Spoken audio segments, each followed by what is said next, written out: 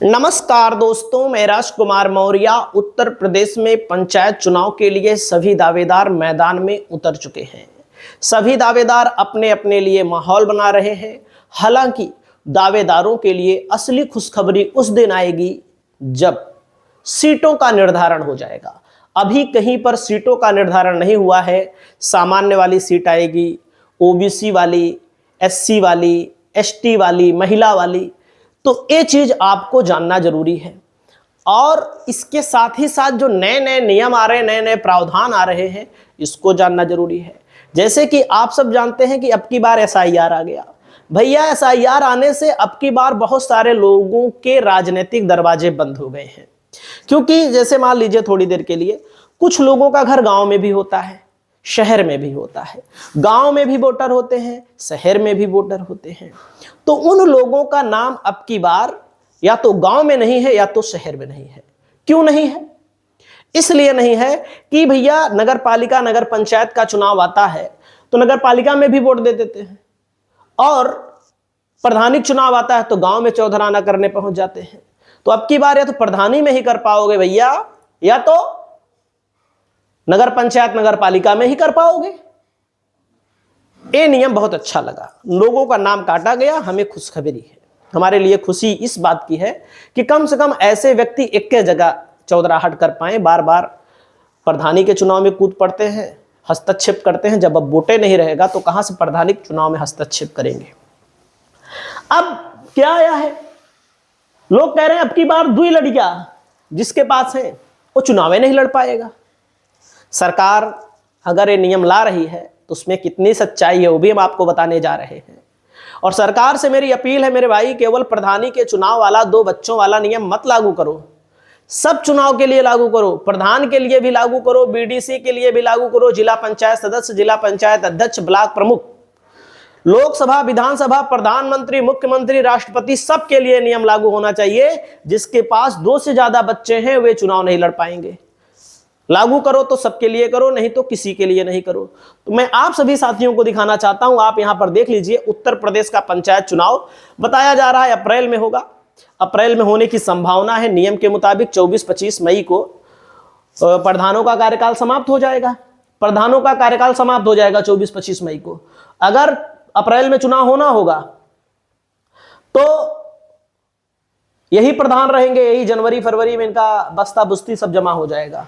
नहीं होना होगा तो जो प्रशासक बैठाए जाते हैं, प्रशासन के अधिकारी जो होते हैं, वही प्रधानी चलाएंगे फिर। तो दोस्तों यहां पर देख सकते हैं, बढ़ सकता है आरक्षण का प्रारूप। बताया जा रहा है कि 50% से अधिक सीटों के आरक्षण में बदलाव संभावित है। बताया जा रहा है कि अब की बार हो सकता है महिलाओं को और आरक्षण दे दिया जाए। जैसे बिहार में आरक्षण है 50%, तो हो सकता है उत्तर प्रदेश में भी ऐसा कर दिया जाए। इसके अलावा किया जाए ना किया जाए, लेकिन अब की बार कई जगह पर प्रधान जो है वो प्रधानी नहीं लड़ पाएंगे, क्योंकि सीटें ही बदलने जा रही हैं। जब सीटें बदलने जा रही हैं तो जाहिर सी बात नहीं लड़ पाएंगे। देख सकते हैं यूपी पंचायत चुनाव पर मिली गुड न्यूज। प्रधान बीडी से जिला पंचायत सदस्य तक का ब्यौरा तलब। एसआईआर के साथ फाइनल वोटर लिस्ट फरवरी में आ जाएगी। 6 फरवरी तक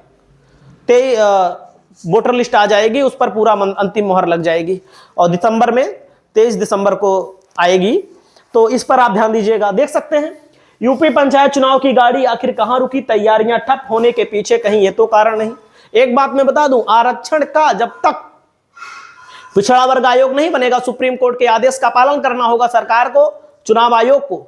सरकार ने अभी पिछड़ा वर्ग आयोग नहीं बनाई है, कमेटी नहीं बनाई है, तब तक चुनाव ये मत मानिए कि अप्रैल में हो जाएगा। इधर उधर भी हो सकता है। इधर उधर का मतलब उधर होने की संभावना, इधर होने की संभावना नहीं है। इसको याद रखिएगा हमारी बात को। चुनाव आयोग की सख्ती का यूपी पंचायत चुनाव पर असर। शहरियों से गिड़गिड़ा रहे प्रधान और प्रत्याशी। शहरियों का मतलब क्या है?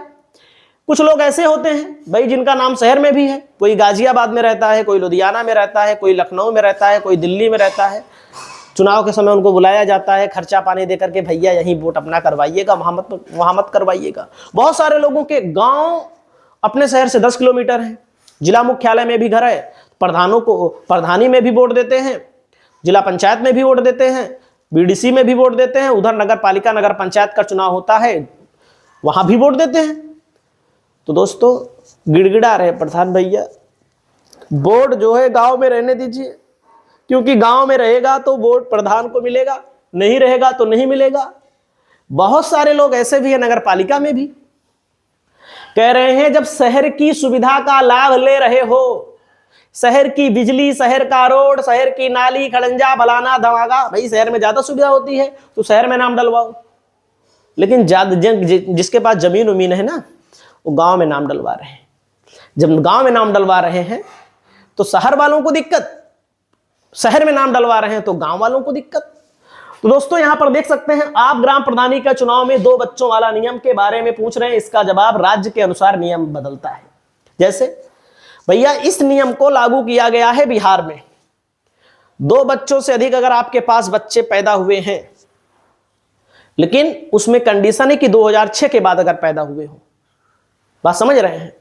तब राजस्थान में 2 बच्चों वाला नियम लागू है, महाराष्ट्र में लागू है, गुजरात में लागू है, दक्षिण के राज्यों में लागू है, हरियाणा में लागू है। तो भाई उत्तर प्रदेश में भी सुगबुगाहट है कि योगी कड़क मुख्यमंत्री हैं और योगी को लेकर बताया जाता है, किसी को सुनते नहीं है। किसी का मतलब होता है या तो आर या तो पार। ये नियम लगा सकते हैं, लेकिन मेरी मांग है सब चुनाव पर लगाना चाहिए। देख सकते हैं संक्षेप में नियम क्या है दोस्तों। उम्मीदवार के 2 से अधिक बच्चे जीवित नहीं होने चाहिए, ये नियम होता है। तय तारीख के बाद यदि तीसरा बच्चा पैदा हुआ है तो उम्मीदवार अयोग्य माना जाएगा। तय तारीख मतलब 2000, जैसे बिहार में 6 है, यूपी में लागू होगा अगर तो तारीख तय कर दी जाएगी 2025 या 2025 तय कर दी जाएगी। 2025 के बाद तीसरा बच्चा पैदा हुआ है तो उसमें तो सब लड़ सकते हैं, फिर नियम लागू हो जाएगा तो। हालांकि जिनका जनवरी फरवरी में बच्चा पैदा होगा, अगर वे प्रधानी चुनाव लड़ना चाहेंगे, तीसरा बच्चा जिनका पैदा होगा, वे फिर नहीं लड़ पाएंगे।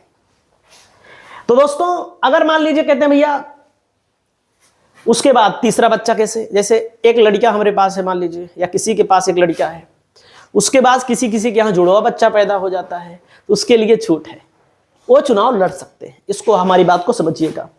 यह नियम पूरे देश में एक नहीं है, हर राज्य में लागू नहीं है, कई राज्यों में यह नियम हटा दिया गया है, स्थगित है। तो मैं आपको बताना चाहूंगा कि हरियाणा, मध्य प्रदेश, यहां पर यह नियम है, और उत्तर प्रदेश में भी अब की संभावनाएं हैं कि उत्तर प्रदेश में योगी सरकार का नियम आ सकता है जनसंख्या नियंत्रण कानून के तहत। भाई जनसंख्या को रोको, नहीं तो जनसंख्या विस्फोट हो जाएगा और उसके बाद समस्याएं खड़ी हो जाएंगी। उसके बाद मैं आपको बताना चाहूंगा कि पंचायत का चुनाव 2 बच्चों वाला नियम केवल अभी संभावित है, अनिवार्य नहीं है। योगी के